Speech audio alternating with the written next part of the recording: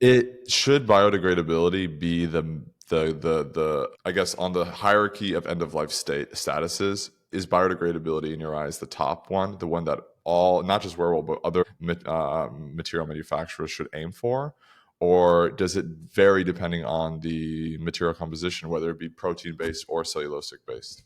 Yeah. I think it depends. For me, like biodegradability is super important, but I know that for some people, recyclability is more important just to continue keeping things in the cycle.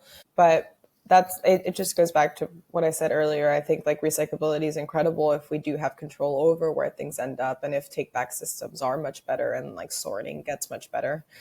But a lot of the times we don't get to that point and it doesn't end up in like the sorting. So yeah, I think like there is no silver bullet for this, but um, if sorting and all that stuff gets much better, then yeah, then that would be like the way to go. But there's still like a little ways to get for both ends still.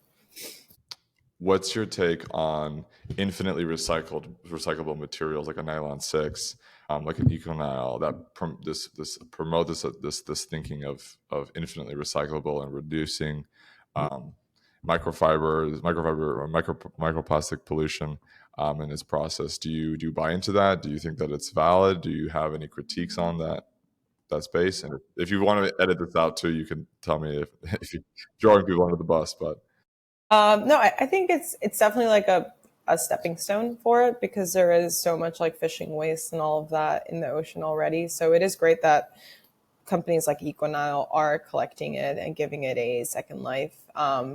So I think it's definitely a step in the right direction, and it's something that has a great story as well. So it connects with the consumer a lot, which is a really good way to get consumers interested in sustainability. And I think a lot of the times with a lot of these new fibers, and it's the story at the end of the day that will capture a consumer. So the storytelling there is really great. I think at the end of the day, things like nylon six and like ECONYL, they still release microplastics, and they still shed. But it is a step in the right direction. But there's more to do there, I think.